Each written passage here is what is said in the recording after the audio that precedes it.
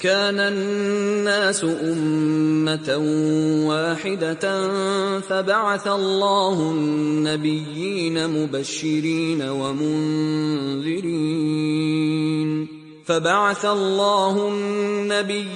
مبشرين ومنذرين وأنزل معهم الكتاب بالحق ليحكم بين الناس فيما اختلفوا فيه وما اختلف فيه إلا الذين أوتوه من بعد ما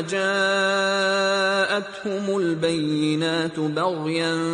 بينهم فهدى الله الذين آمنوا لما اختلفوا فيه من الحق بإذنه والله يهدي من يشاء إلى صراط مستقيم.